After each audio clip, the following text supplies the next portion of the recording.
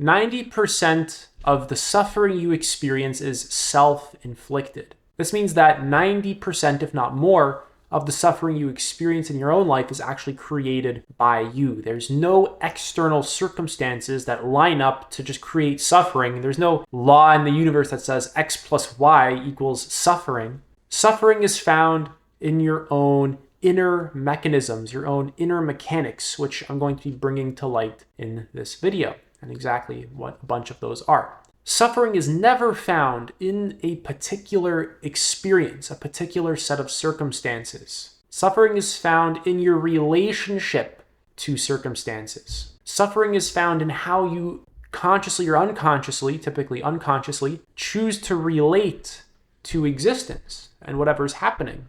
So if you experience an emotion, let's say sadness, there's no suffering in sadness. There's times when I'm sure you've been sad, but you've actually enjoyed it.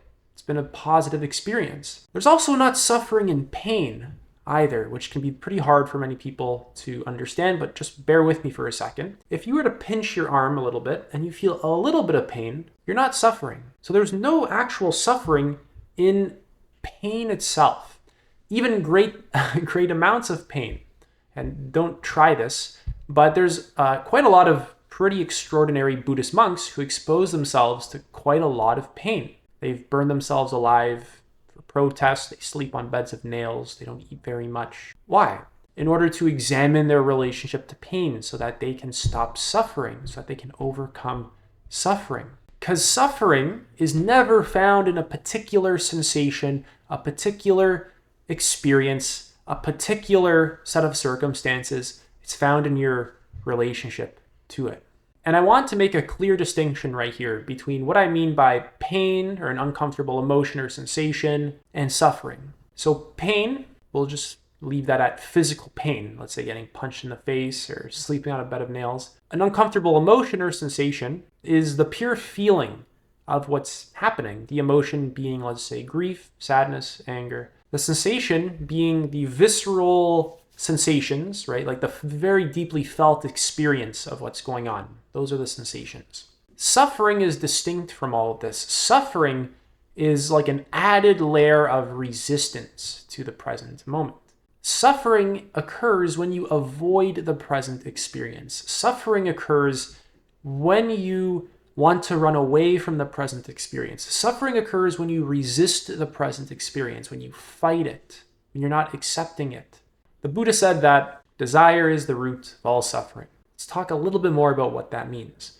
Desire in this case isn't just like I desire to, let's say, drink some water, and that desire is bad, and I'm going to suffer now. It's more so that when you have the experience that you're in, when you desire it to be some completely different way, and you're battling against the experience and resisting it and trying to force it to change, now you're going to suffer. A lot of Buddhism talks about avoidance being the root of suffering. You're avoiding the present circumstance, the present experience. Just watch it in your own life. When you're sad, what creates most of your suffering? Is it the sadness, or is it your own resistance? Observe it for yourself. See what the answer is. So your own thoughts create quite a lot of suffering. Have you noticed this one yet? You can have very subtle and unconscious beliefs that you don't even know you have, and you can't even articulate them to yourself, that lead to suffering. One of them being, this shouldn't be happening. When you experience something and you believe that this shouldn't be happening, I shouldn't be stuck at this red light. I shouldn't be stuck in the drive-thru at McDonald's for an hour. I shouldn't have to deal with my boss being such a pain. I shouldn't, basically, you get the point. This is just one example of a belief that you can have, or this shouldn't be this way. This person should be another way. It's when you have an experience and you believe that it should, and the key word here is should, be some other way than what it is. And you're manipulating it now. Now you're going to experience quite a lot of suffering. And this is a belief you have that you probably don't even know you have. Just observe it in your actual life. When something isn't going your way and you start suffering, and you get frustrated, and you try and start manipulating things and forcing things to work and change, and it doesn't, notice what underlying belief is driving that. The belief that this shouldn't be this way. It should be the way that I want it to be. Reality should always be bending to my will. When consciously we understand how ridiculous that actually is.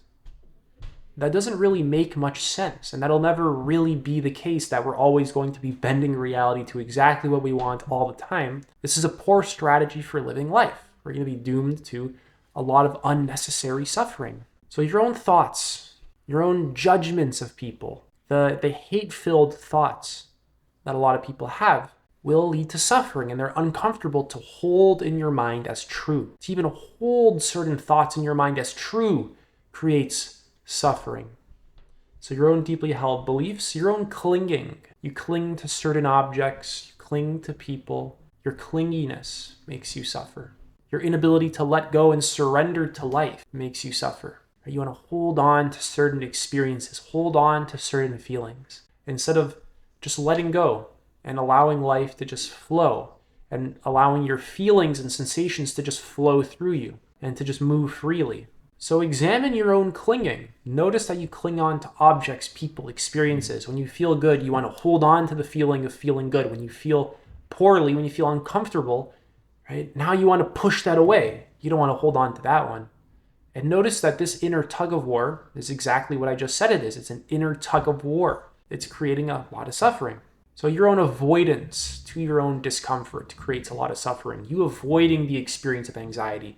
You denying its existence, you avoiding the experience of your own shame or sadness or anger. This avoidance is like the root of suffering. This is just the core of suffering. You avoiding the truth, you avoiding this experience. Just watch yourself when you get sad. Just watch yourself avoid it unconsciously, and now you start suffering, versus just removing all distractions. No phone, TV, music, nothing. Just sitting by yourself, really feeling into it and allowing the sadness to fully come through. These are two very different experiences of sadness. One of them is like we're unconsciously trying to repress the sadness because we don't want to feel it. And then the latter is an actually emotionally intelligent way of relating to sadness. So you can see how your own mechanisms create your own suffering. It's your own unconsciousness that creates your suffering. If you were to raise your consciousness, oh, you better say bless you. If you were to raise your consciousness, you would be suffering far less. All the patterns I talked about of like, this shouldn't be happening, and you manipulate things to be your way. And when sadness arises, you want to push it away. And when you feel good, you want to cling on to it and cling on to this person and cling on to that. Get it all for yourself. Push everything you don't want away. This whole game is fueled by your own unconscious dynamics.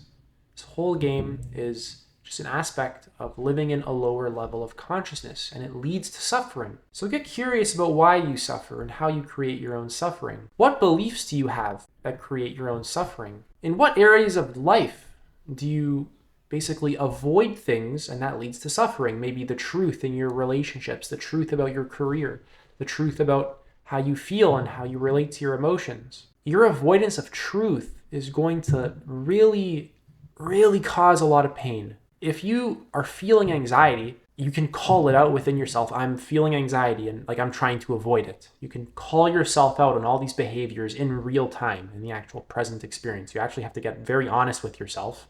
This is what part of self-honesty is. I'm getting angry. I was reactive. Oh, I have the belief that this shouldn't be happening. I'm struggling against reality. I am avoiding my emotions. I'm avoiding this uncomfortable truth about myself. Where is all this stuff going to take you in your life? Contemplate that for a little bit. So there's nothing wrong with these mechanisms, by the way. Like, I'm not shaming you, I'm not judging you. I don't think you're a bad person. I'm just trying to help people who are interested in this kind of stuff because it's very life-changing. It's very important for your own well-being, your physical, mental, emotional, spiritual well-being, your relational well-being. It's important for our species to become more conscious. And if you don't want to do it, that's perfectly okay. But dig into yourself. Notice how a certain emotion can arise and you want to avoid it. You want to push it away. And just watch that. That is like an added layer of discomfort on top of an uncomfortable emotion. And emotions are funny because when you really give an emotion your full attention, whether it's grief or sadness or like anger, they actually really cease to be uncomfortable. when you give it your full attention and you really allow it to come up, they are all very important and are all very positive experiences, whether it's grief or shame, sadness, frustration. Like I said, it's your relationship to the emotion. Certain emotions are lighter than others, like happiness, bliss, joy, laughter. A lot of these make us feel light. And why are you happy as well? Notice times when you're happy. What's going on? You're probably getting something that you want, and this leads you to accepting the present moment, right? You're not struggling against life, right? You want to notice that one. And things are probably just in alignment with what you believe they should be. So overall, you don't feel like you have to manipulate the present moment in order to fit your idea of how it should be. All this stuff is released. All this stuff, you can let go of it. When are you the most happy in your life? Why? What's really going on under the surface? Notice that when you're the most happy, you don't feel the need to manipulate the present moment or people. And then when things stop going your way, right, they stop fitting the idea of how it should be in your mind. Now you're suffering again, and you want to just manipulate it, and you want to get more of what you want and push away what you don't want. And it's right back to this, the cycle of suffering, samsara, as the Buddhists call it. So get really honest about your own suffering. You want to see it clearly. You want to call this stuff out within yourself. You don't want to hide it from yourself. You don't want to be hiding this kind of stuff from yourself for 50, 60, 70, 80 years. People build their whole lives, their careers, relationships, their entire life on these kinds of patterns, on the avoidance of truth, on these overall pretty unintelligent mechanisms within themselves. They build their whole life on this. And then to go back and clean it up and to admit it, yeah, good luck. That's insanely hard. A lot of things in your life are going to have to change. So if you're young and you're watching this, don't wait. Don't put this off. This is incredibly important stuff for you to be doing, especially if you are at any age, but especially if you're young and you're building up your life. Oh my God. If you take what I'm saying in this video seriously, you hit the jackpot, man. So that's it for this video. I'm offering one-to-one coaching. You can book a free call. Link is in the pinned comment and the description. Take it easy.